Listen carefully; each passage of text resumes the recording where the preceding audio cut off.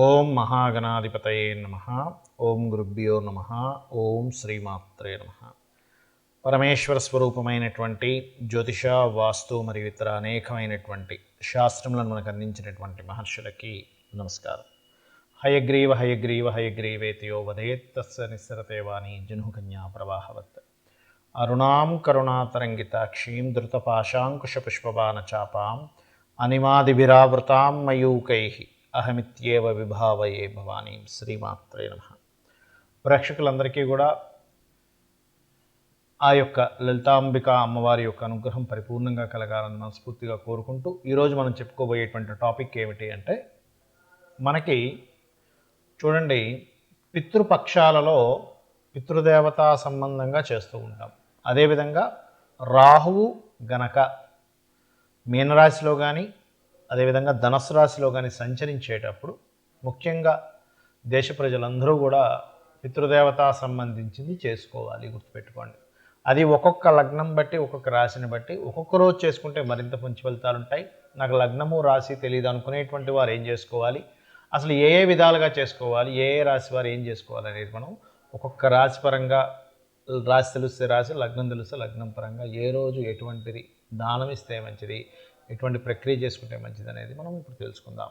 మీన లగ్నము, మీన రాశి, మీకు రాశిలోనే రాహు సంచారం జరుగుతుంది, సప్తమంలో కేతు సంచారం జరుగుతుంది. దీనివల్ల ఏమిటి అంటే, ఒకటి, రాశిలో రాహు సంచారం అనేటువంటిది విదేశీ యోగాలని, కొంత భ్రమల్ని, ఏదో జరుగుతుందేమో ఒక భ్రమని, ఒక డిఫరెంట్ ఆలోచన విధానాన్ని ఇస్తూ ఉంటుంది.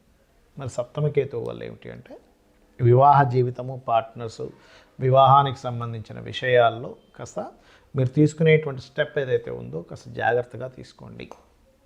అలాగే మరొక విషయం ఏంటంటే, ఇక్కడ గమనించుకున్నట్లయితే ఈ కాంబినేషన్లో ప్రత్యేకంగా మీనం వారు ఈ పితృదేవత సంబంధించిన సంవత్సరంన్నర పాటు పాటించాలని చెప్పి, ఎలా అయితే పితృపక్షాల్లో పాటిస్తారో మీన ధనుసు రాశిలో రాహు సంచరించేటప్పుడు కూడా పితృదేవతలకు చేసుకుంటే వాళ్ళ యొక్క అనుగ్రహం వల్ల మనకి బాగుంటుంది. ఇక్కడ చూసుకున్నట్లయితే మూడో స్థానంలో ఎప్పుడైతే శుక్రుడు ఉన్నాడో, మూడో స్థానాధిపతి శుక్రుడు అవుతాడు, మూడో స్థానంలో ఉండడం కాదు శుక్రుడు అవుతాడు. కాబట్టి అమ్మవారి ఆలయంలో బొబ్బర్లు దానంగా ఇవ్వండి. అదేవిధంగా తీపి పదార్థాలని అమ్మవారికి నైవేద్యం పెట్టి అందరికీ ఇవ్వండి.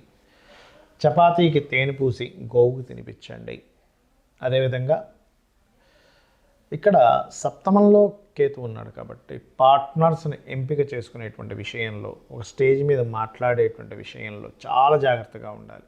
గుర్తుపెట్టుకోండి, ఒక స్టేజ్ మీద ఏదైనా మాట్లాడుతున్నాము, అటువంటి విషయాల్లో ముఖ్యంగా జాగ్రత్త వహించాలి అనేటువంటిది చూపిస్తుంది. ఇది గుర్తుపెట్టుకోండి.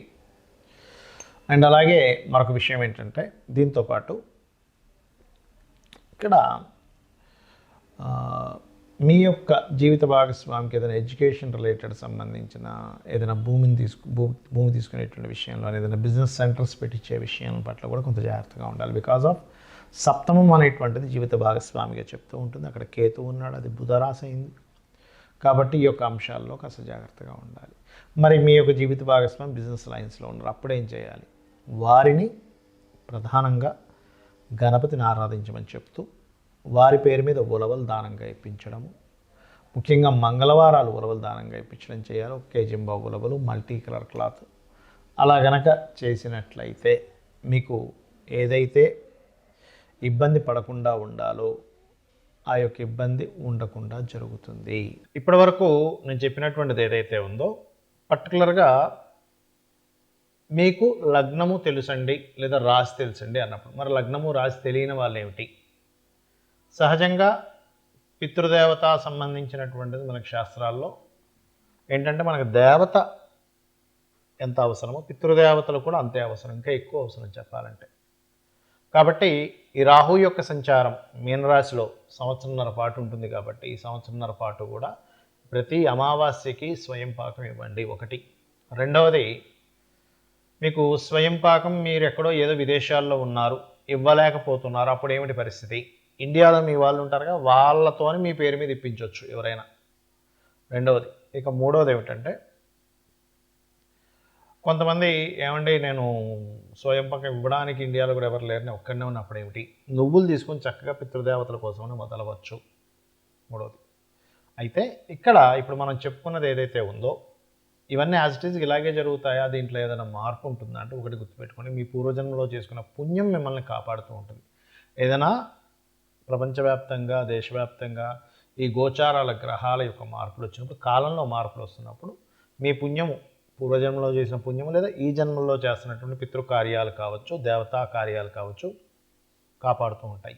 అది ఏ ఏ రకాలుగా, గోసేవ చేయడం ద్వారా, గోశాలకు వెళ్ళి గోవులకి ఏదైనా తినిపించడం ద్వారా, ఆలయాలకి ఏదైనా చేయడం ద్వారా, అంటే మీ డొనేషను, మీ యొక్క సహకారము, మీ యొక్క శ్రమ ఏదైనా అక్కడ పడడం ద్వారా. మూడోది ఏమిటి అంటే వీటన్నిటికంటే ముఖ్యంగా అనాథ శవానికి ఏదైనా మీ వంతు సహాయం చేయడం ద్వారా, తెలిసిన వాళ్ళ ఇంట్లో ఎక్కడైనా సరే గతించారు ఎవరైనా, అక్కడికి వెళ్ళి మీ వంతుగా మీరు ఏదైనా సహాయం చేయడం ద్వారా ఈ యొక్క దోషం అనేటువంటిది పూర్తిగా పోతుంది, గుర్తుపెట్టుకోండి. అయితే ఇవన్నీ ఒక ఎత్తు, మన జన్మజాతకంలో ఉండేటువంటి గ్రహాల యొక్క స్థితి ఒక ఎత్తు, మనం జన్మించినప్పుడు లగ్నం ఏమిటి, నక్షత్రం ఏమిటి, ఏ గ్రహం ఎక్కడ ఉండి ఎటువంటి ఫలితాలు ఇస్తుంది, మనకి ఎటువంటి అద్భుతమైనటువంటి యోగాలు ఉన్నాయి, ఎటువంటి వాటి వల్ల మనం జీవితంలో చక్కగా మనకు కలిసి రావడం జరుగుతుంది అనేటువంటిది ప్రధానంగా కూడా తీసుకోవాలి. అలాగే మరొక విషయం ఏంటంటే ఇక్కడ గమనించుకున్నట్లయితే, దీంతోపాటు చూసుకున్నట్లయితే ఈ కాంబినేషన్ ఏదైతే ఉందో, ఇప్పుడు ఉన్నటువంటి రాహువు కేతువు, రాహువు మీనంలోని కేతువు కన్యలో ఉన్నందుకు, ఈ కన్యలో ఉన్న కేతువు వల్ల అది భూతత్వ రాశి అవుతుంది. కాబట్టి ఎవరైనా సరే ఏదైనా ఇన్వెస్ట్మెంట్స్, భూముల మీద ప్రత్యేకంగా ఇన్వెస్ట్మెంట్ చేసేటప్పుడు 1 సంవత్సరంన్నర వరకు ఈ ల్యాండ్ విషయంలో ఎటువంటి ఎక్స్పెక్టేషన్స్ పెట్టుకోకండి. ఎక్కడైనా కొంచెం తగ్గుతుందేమో అనుకునేటువంటి ప్రదేశాల్లో కొంచెం చూసి ఇన్వెస్ట్మెంట్ చేయండి.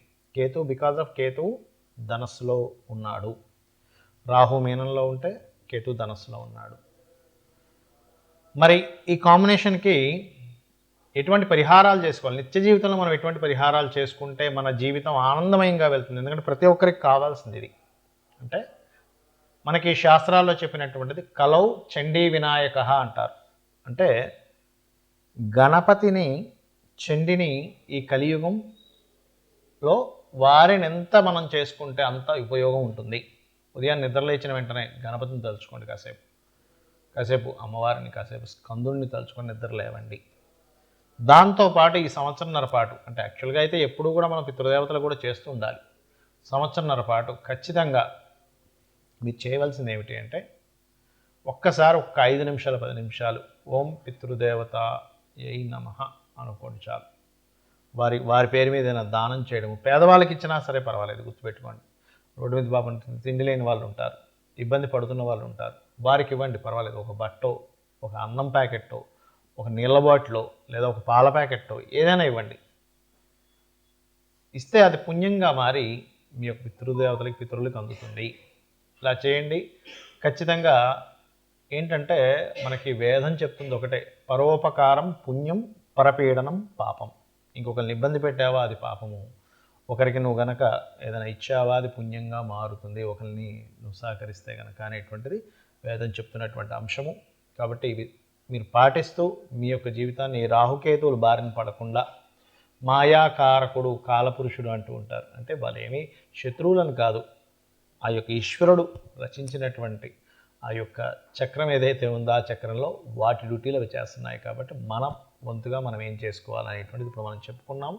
సో ఇవన్నీ మీరు పాటించి ఆ లలితాంబిక అమ్మవారి యొక్క అనుగ్రహం పరిపూర్ణంగా పొందుతారని కోరుకుంటూ శ్రీమాత్రే నమః.